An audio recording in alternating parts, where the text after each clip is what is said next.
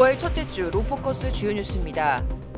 간호법 국회 통과 후 의료업계에선 첨예한 대립이 계속 이어지고 있습니다. 간호사를 제외한 의사, 간호조무사 등 13개 보건의료단체들이 부분 파업을 시작으로 오는 17일 총파업을 예고했습니다. 이에 오후 시간대 일부 의원급 1차 의료기관의 진료 차질이 불가피할 전망인 가운데 갈등의 쟁점과 각 측의 주장을 살펴봤습니다. 국내 5위 부호 스마일게이트 창업자 권혁빈 희망스튜디오 이사장의 이혼 소송이 시작됐습니다. 국내 게임업계를 대표하는 창업자 권 씨는 보유 자산만 8조 원이 넘는 것으로 추정돼 이혼에 따른 재산 분할 규모가 수조 원에 달할 수 있다는 전망이 나오고 있습니다.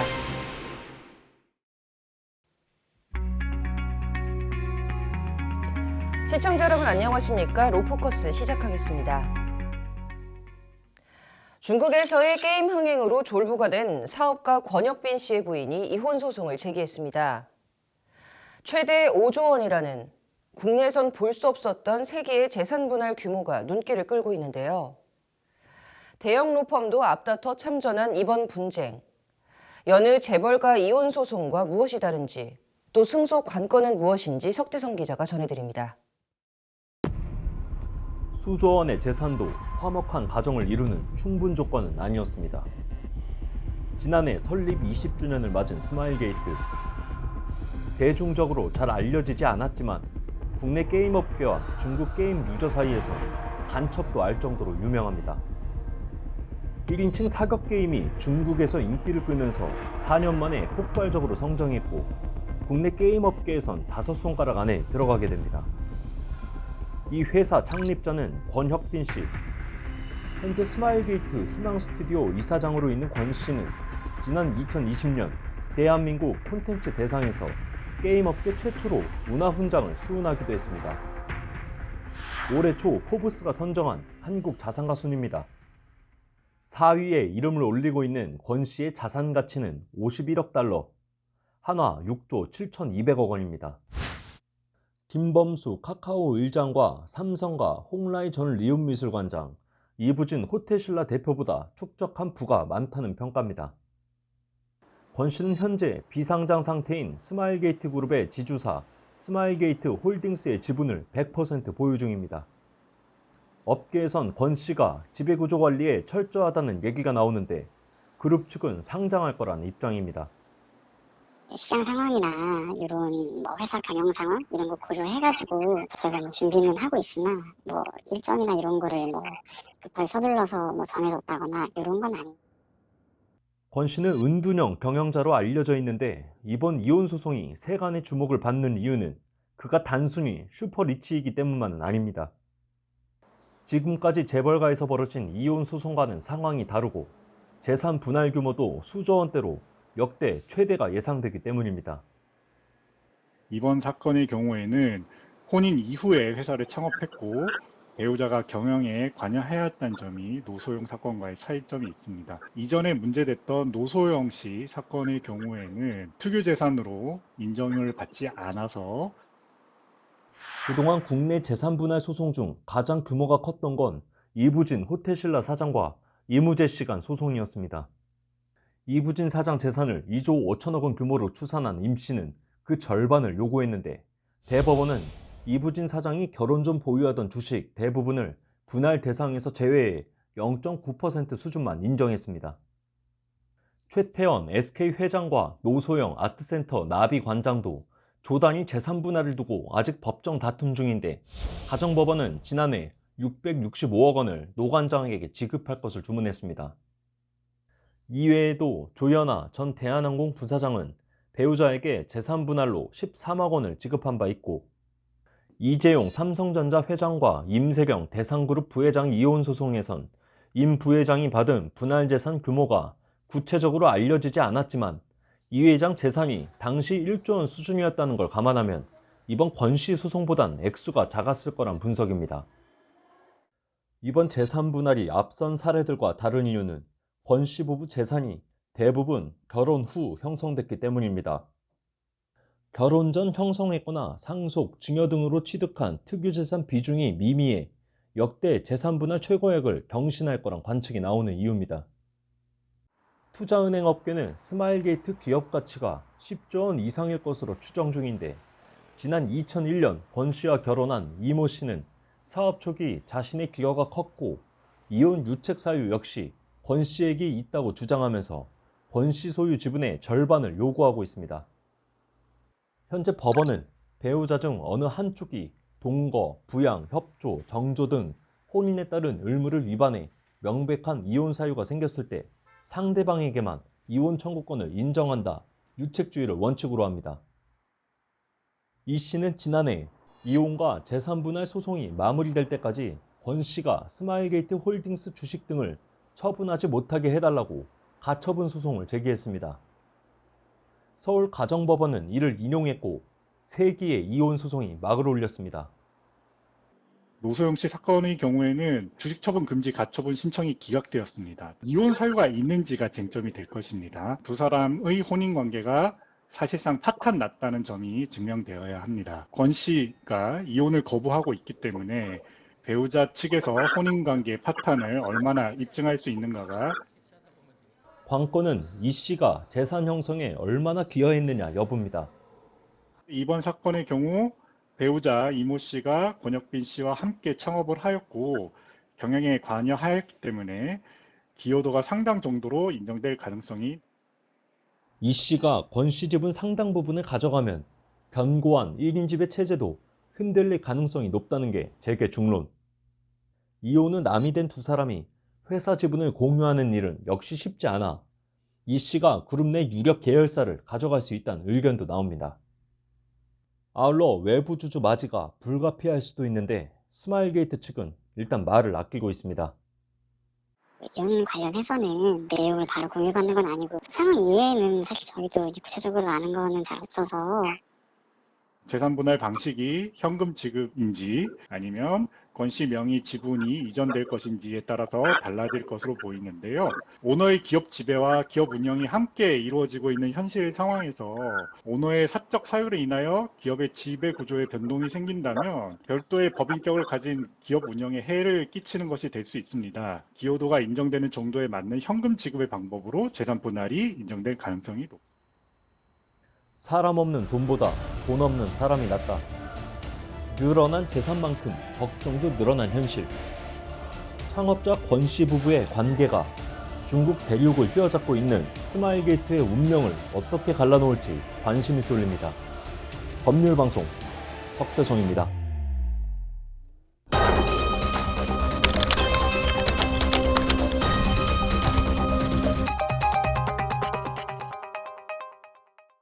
이번 주 핫클릭은 간호법 얘기입니다. 지난주부터 사회면을 뜨겁게 달군 이슈는 단연 간호법입니다. 지난달 27일 간호법이 국회를 통과하면서 후폭풍이 거세게 몰아치고 있어서인데요. 말 그대로 간호사를 위한 법으로 간호사들의 처우 개선을 목적으로 만들어진 법안입니다. 현재 의료법에서 규정하고 있는 간호사 등의 업무를 떼내 독자적인 법률로 제정하자는 게 골자입니다. 간호 인력의 자격을 비롯한 권리와 책무 등을 좀 더 명확히 정하자는 취지인데 1977년 대한간호사협회가 처음 추진한 이후 46년간 간호계의 수건이었습니다. 구체적으로 살펴보면 업무 범위 명확화, 간호종합계획 5년 주기 수립, 적정 간호사 확보와 배치, 기본 지침 제정, 재원 확보 마련, 인권 침해 방지 조사 등이 주요 내용입니다. 그러나 의사협회를 비롯한 13개 보건복지의료연대가 윤석열 대통령에게 거부권 행사 요청까지 하면서 거세게 반대를 하고 있는 상황입니다. 무엇 때문에 첨예한 대립각이 세워진 걸까요? 먼저 지역사회 논란입니다. 간호법 제1조는 모든 국민이 의료기관과 지역사회에서 수준 높은 간호 혜택을 받는다고 명시되어 있습니다. 지역사회 문구로 인해 간호사의 근무 공간이 의료기관에서 지역사회로 넓어졌다는 게 문제가 된 건데요. 기존 의료법에는 예외적인 상황이 아니면 의료기관 내에서만 의료행위를 할 수 있도록 규정했지만 이번 간호법에 지역사회라는 새로운 개념이 들어간 겁니다. 병원을 벗어나 사회복지시설에서 간호와 돌봄 서비스를 제공할 수도 있다며 간호사가 독자적으로 개원할 수 있는 바탕을 만들었다는 게 의사협회의 주장입니다. 이에 대해 간호사들은 노인 인구가 많아지고 고령화가 심해지는 상황에서 가정방문 등 지역 돌봄을 위해서는 지역사회 문구가 꼭 필요하다는 입장입니다. 두 번째 쟁점은 업무 범위 때문인데요. 간호법 제12조가 논쟁의 중심에 섰습니다. 간호조무사의 업무를 규정하고 있는 12조 1항에선 간호사를 보조하여 업무를 수행해야 한다고 명시하고 있습니다. 이에 대해 간호조무사들은 간호사의 권력이 강해지고 간호사만의 보조 인력으로 고착화될 가능성이 높다며 반발하고 있습니다.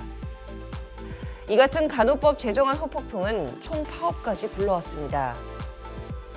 간호사를 제외한 모든 13개 보건의료 직역들은 연대를 맺고 지난 4일부터 부분 파업과 함께 총파업 결의대회를 연 상태입니다.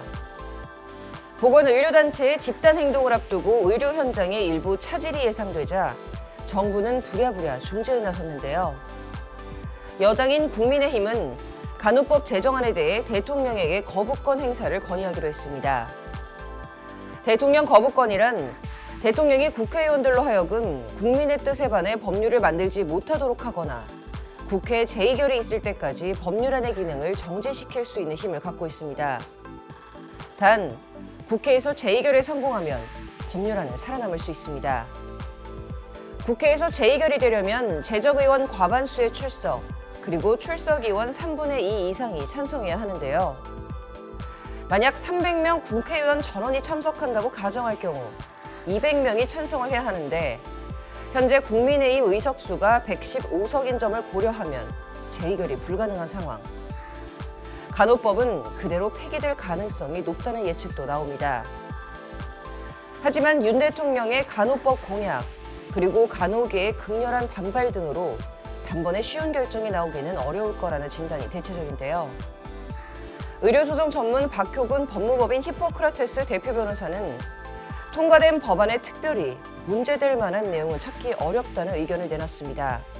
다만 해외 관련법과 비교했을 때 의료직역을 모두 하나의 법으로 규정하는 것 자체가 부적절할 수 있다고 말했습니다. 제가 볼 때는 특별히 문제될 만한 내용이 뭐가 있을까? 현재 비교법적으로 일본 같은 경우는 의사법, 치과의사법, 간호사법 모두 별도로 규정되어 있거든요. 직역 간에 이렇게 다양한 수요를 모두 하나의 법률 안에서 규제하는 것이 실은 굉장히 지금 뭐랄까요? 이건 어떤 한계 상황에 있는 것 같아요. 왜 다른 것을 하나의 틀 안에다가 싸잡아가지고 이렇게 계속 가자고 하는 건지. 그러면서 박 변호사는 법안을 차차 보완해 가야 한다며 의사들의 파업이라는 물리적 수단은 옳지 않은 방법이라고 우려를 표하기도 했습니다. 법을 시행하다 보면 나중에 어떤 문제점이 불거질 수도 있겠죠. 그러면 그때 가서 개정하면 되는 거 아닐까요? 그때 가서 개정하면 되는 것이지, 아니 좀 국민들한테 조금 납득할 수 있는 모습을 보여줘야 되는데, 저는 이제 변호사를 하고 있어서 어느 한쪽을 두둔하고 싶거나 전혀 그러지는 않아요. 그런데 이렇게까지 이런 일을 가지고 간호사라는 적지 않은 그 이제 직업군들이 모여서 만든 또 단체, 상당 동수 국민들이 그래도 지지를 해주고 있는데, 이렇게 간호사법 하나 따로 만든다고 해서 그거를 이렇게 반대하고. 이어 익명을 요구한 한 변호사는 개인적으로 보기에 국회 제2결로 넘어가게 될 경우 여당 의석수를 고려하면 법안이 폐기될 것으로 전망되기는 하나, 이렇게 된다면 간호사들의 강한 반발은 불보듯 뻔하다며 자칫 밥그릇 싸움으로 비춰질 수 있는 상황이다. 간호라는 영역의 독자성을 확보해주면서도 의사들과의 효율적인 상호협력 체계가 이루어질 수 있도록 법령이 좀 더 통합적으로 기획돼서 시행돼야 하지 않나 싶다고 말했습니다. 일단 대통령 거부권을 기점으로 어떤 식으로든 이번 갈등은 일단락될 것 같지만 당분간 의료 현장 혼란은 불가피해 보입니다. 하지만 여기서 중요한 점은 집단 의료 거부 사태가 현실시되면 이에 대한 피해는 오롯이 또 국민의 몫이 됩니다. 국민의 건강과 생명이 위협받는다는 것을 다시 한번 새기고 이제라도 여야와 의료계는 힘겨루기 대신 타협점을 찾아야 하는 게 우선일 것 같습니다. 이번 주 핫클릭 여기까지입니다.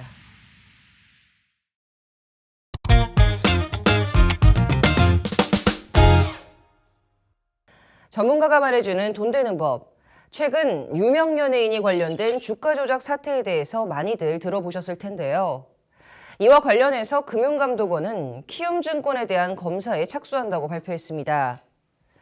키움증권이 운영하는 CFT 계좌가 주식 종목이 하한가로 거래되게 만든 주요 원인으로 작용했다고 판단하고 있는 것으로 보이는데요.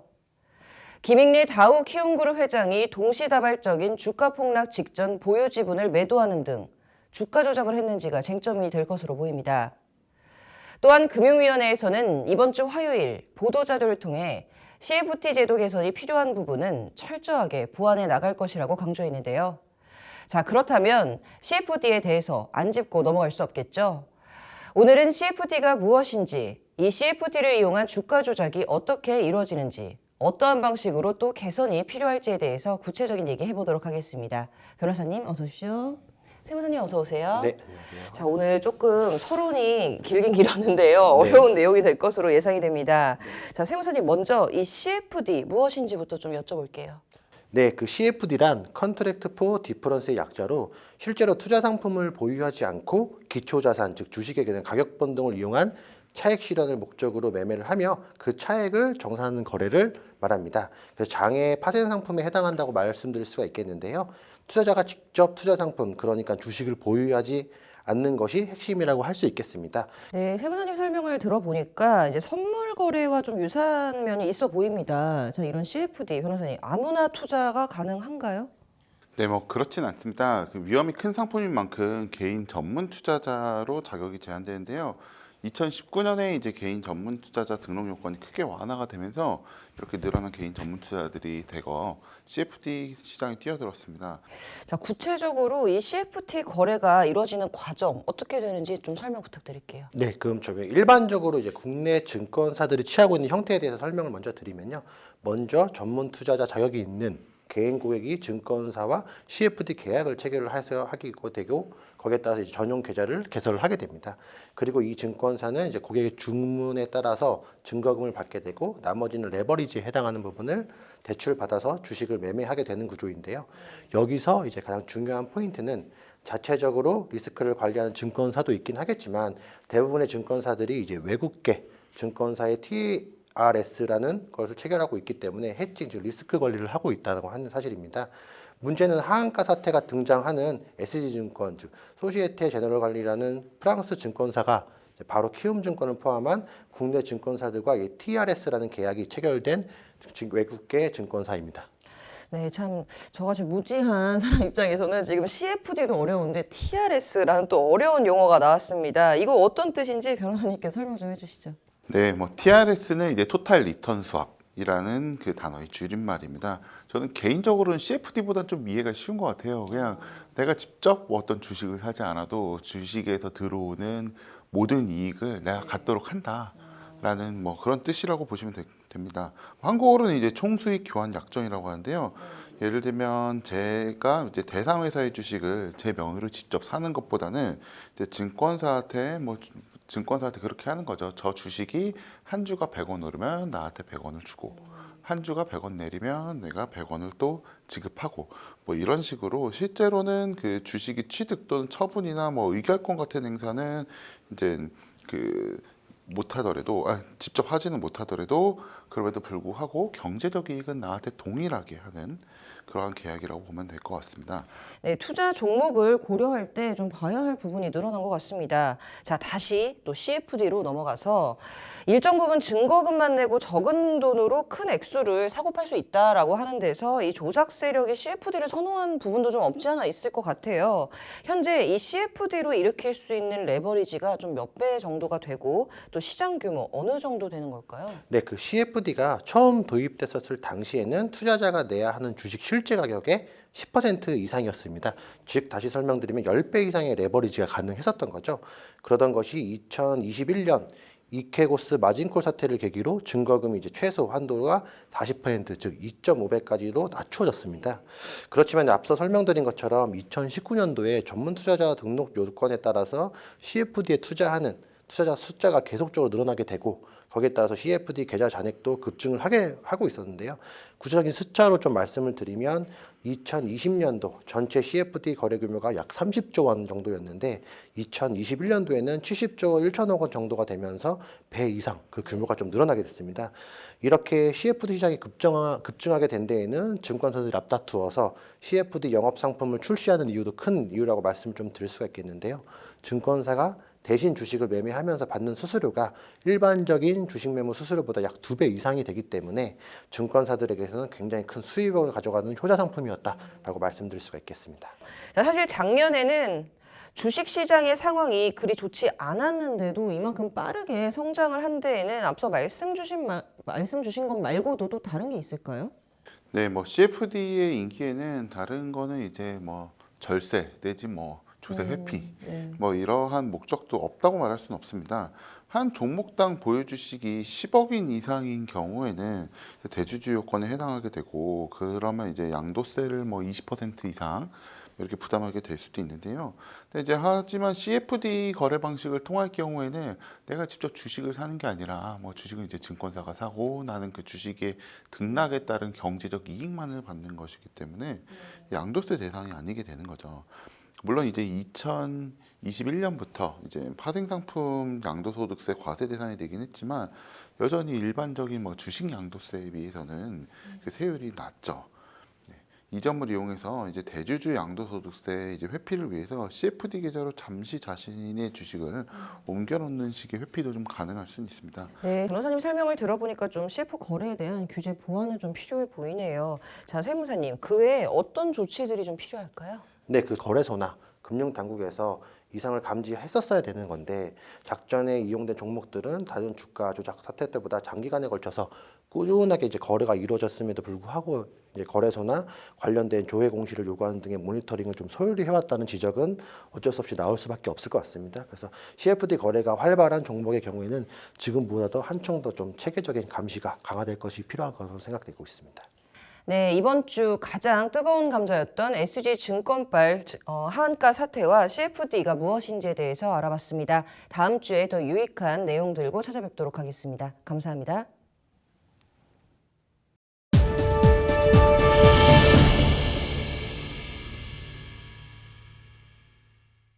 존경하는 국민 여러분, 검찰의 수사 대상이 된다는 것은 정말 고통스러운 일입니다. 그러나 범죄 혐의가 있다면 당연히 수사를 받아야겠지요. 인생털이 먼지털이식 별건 수사로 주변 사람들을 괴롭히고 인격살인을 하는 잔인한 검찰 수사 형태는 반복되어서는 안 된다고 생각합니다. 방금 보신 장면은 송영길 전 더불어민주당 대표의 이른바 셀프 검찰 출석 현장에서 낭독한 입장문 일부입니다. 최근 정치권의 가장 큰 이슈는 민주당 전당대회 돈봉투 의혹일 텐데요. 지난 2일 해당 의혹의 핵심 피의자로 지목된 송 전 대표가 검찰에 스스로 출두했지만 조사를 받지 못한 채 돌아섰습니다. 여기서 궁금해지는 건 검찰이 소환 통보를 한 것도 아닌데도 스스로 서울중앙지검에 출두한 송 전 대표의 진짜 이유는 무엇이었을까요? 일단 검찰은 송 전 대표의 외곽 조직인 싱크탱크 평화와 먹고 사는 문제 연구소의 기부금도 경선 자금에 쓰였을 가능성에 주목하는 것으로 알려졌습니다. 현재까지는 송 전 대표 경선 캠프의 지역 본부장과 상황실장 등의 주거지 3-4곳에 압수수색이 이루어진 상태인데요. 수사기관인 검찰은 신속하고 철저한 수사로 공정성을 가려야 하는 게 분명한 역할일 겁니다. 송 전 대표는 수사 원칙에 따라 협조하고 나아가 민주당 역시 엄정한 내부 진상조사에 나서 소상히 진위를 밝히는 것이 최선이겠습니다. 로포커스 여기서 마치도록 하겠습니다. 시청해주셔서 고맙습니다.